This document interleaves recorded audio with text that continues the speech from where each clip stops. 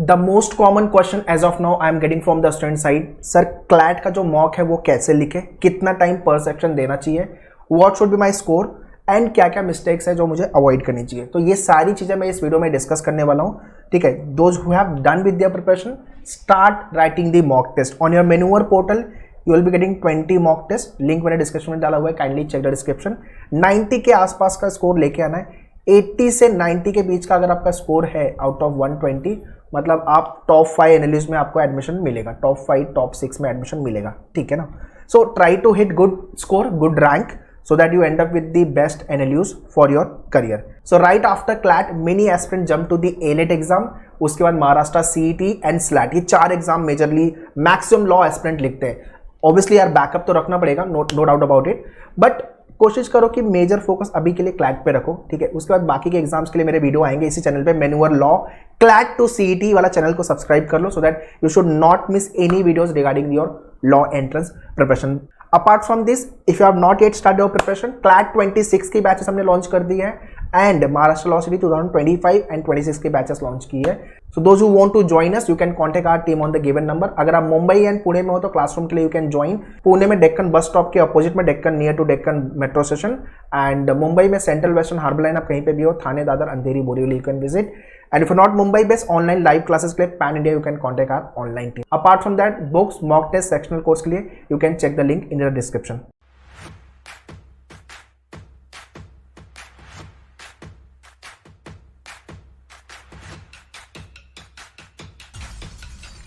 So सबसे पहले mock लिखना चालू करो, स्टार्ट राइटिंग द मॉक। ये सबसे बड़ी गलती कि लोग मॉक, सर पूरी पढ़ाई हो जाएगी तब मैं मॉक लिखूंगा, जब मैं मॉक लिखता हूँ स्कोर नहीं आता, डिमोटिवेशन आता है, इसलिए मैं मॉक नहीं लिखता हूँ।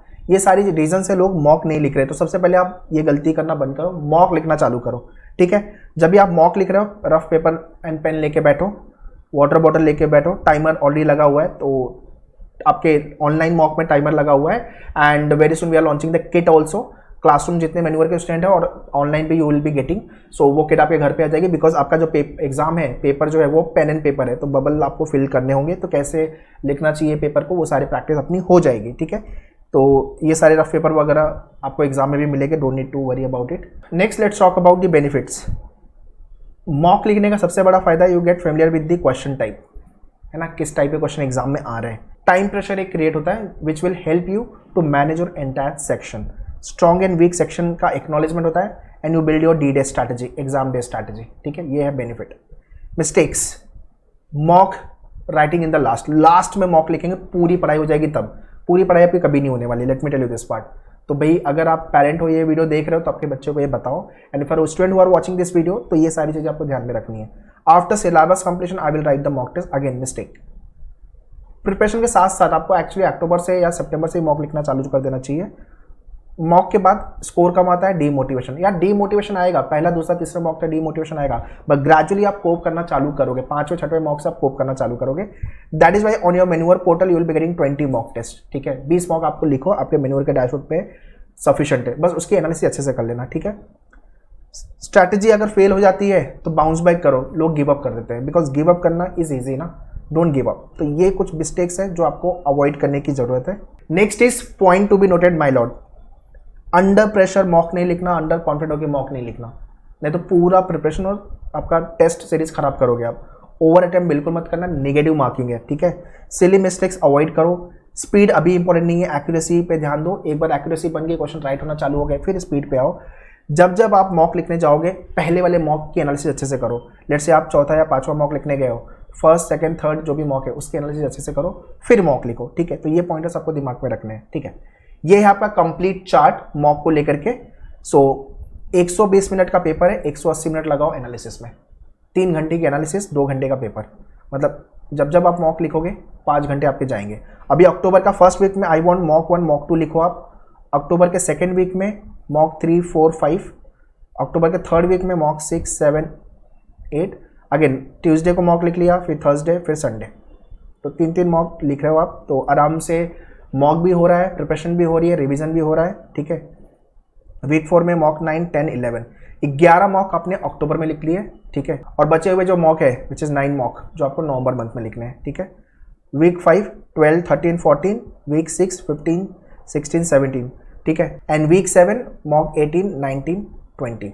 ये मॉक का जो मैंने टाइम टेबल दिया हुआ इसका स्क्रीनशॉट ले लो, ठीक है, and stick on your notice board. So ये जो मॉक का टाइम टेबल मैंने दिया हुआ है इसका स्क्रीनशॉट ले लो, stick on your notice board, और ये टाइम टेबल फॉलो करो आपके मॉक लिखने को लेकर के।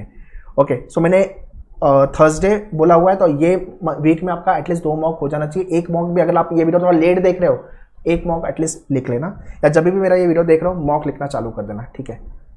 वीक 8 रिवीजन एनालिसिस पे काम करना है, और आपका 1 दिसंबर को तो एग्जाम ही है, तो लास्ट वीक तो आप सिर्फ यही काम कर रहे हो। एग्जाम के एक हफ्ता पहले मॉक लिखना बंद कर देना, ये ध्यान में रखना। ओके, मैंने सारे बच्चों को मेरे बोला हुआ है कि एग्जाम के एक हफ्ता पहले मॉक हम नहीं लिखेंगे। ओके, नेक्स्ट इज पर सेक्शन में कितना टाइम दूं। देखो यार, इंग्लिश के 22 से 26 क्वेश्चन आएंगे, 25 minute is more than sufficient. Logic critical reasoning के 22 से 26 क्वेश्चन आएंगे, 30 minutes is more than sufficient.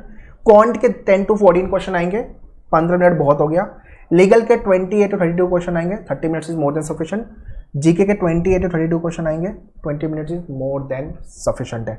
ये टाइम वेरी कर सकता हो सकता है आपका लॉजिक अच्छा हो तो वहाँ पे आप कम टाइम लगाओ, या तो इंग्लिश अच्छा हो वहाँ पे कम टाइम लगे, मैथ्स में ज़्यादा टाइम चला गया तो लीगल में ज़्यादा टाइम चला गया। तो ये डिपेंड करता है आपकी स्ट्रेंथ वीकनेस को लेकर के।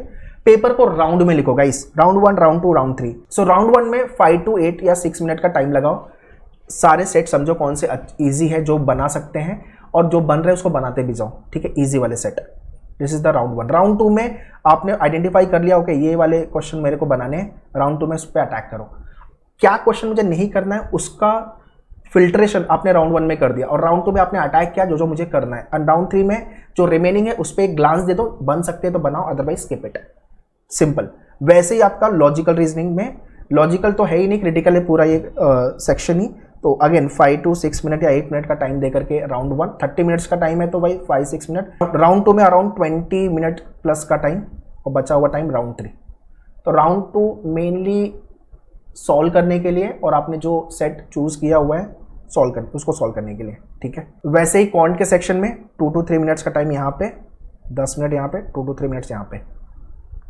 ओके, और राउंड 2 में एक बार पूरा क्वेश्चन आपने देख लिया, पढ़ लिया, तो आपको याद होगा हाँ ये वाला, जब आप उस क्वेश्चन पे वापस जाओगे तो उतना टाइम नहीं लगेगा क्योंकि आपने एक बार पढ़ा हुआ है इस क्वेश्चन को, ठीक है। लीगल राउंड 1, राउंड 2, राउंड 3, और जीके भी राउंड 1, राउंड 2, राउंड 3, ठीक है। तो this is how you should solve your entire CLAT paper. ये ट्राई करके देखो कैसे आपके मार्क्स बन रहे हैं, ठीक है। And try to get decent score in each section. आप ओवरऑल पेपर को साइड में कर दो, अभी आप सेक्शन वाइज बेटर करना चालू करो, ठीक है। So try to hit English में अराउंड 18 to 20, 18 के प्लस क्वेश्चन राइट, यहाँ पे भी 18 प्लस क्वेश्चन राइट करने के बारे में सोचो। क्वांट में 8 प्लस क्वेश्चन या 6 to 7 या 8 प्लस क्वेश्चन, यहाँ पे around 22 to 24 question plus right, या 20 के ऊपर राइट हो रहे हैं तो वैसे यहाँ पे भी 22 प्लस, ठीक है। This way if you will score, ठीक है, तो अराउंड 85 to 90 के बीच में आपका स्कोर बनेगा आउट ऑफ 120, जो कि एनालिस्ट के सिलेक्शन के लिए काफ़ी है। So that's all guys in this video. ये वीडियो शेयर करो आपके सारे फ्रेंड लोग को, इतने लोग का क्लैट में स्कोर नहीं आ रहा है या टेंशन में है, प्रेशर में है, डीमोटिवेट हो रहे हैं, ये प्लानर उनको बोलो ये स्ट्रैटेजी फॉलो करने का, एंड क्या वर्क कर रहा है, कैसे स्कोर आपका बढ़ रहा है नहीं बढ़ रहा, वो भी मुझे कमेंट में लिख के बताओ। और भी आपको क्या डिफिकल्टी आ रही है क्लैट के प्रिपरेशन में, वो भी आप कमेंट करके बताओ। I will make the video on the same, ठीक है। और क्लैट के साथ साथ बैकअप एग्जाम भी प्लान में ले लो। स्लैट का एग्जाम दिसंबर में इस साल होने वाला है, महाराष्ट्र सीईटी का एग्जाम हो गया, और 26 की क्लैट एंड 26 की सीईटी के batches we have already launch, so you can contact our team on the given number. Any doubt, any question, always write in the comment section, I will be happy to reply you. All the best, thank you.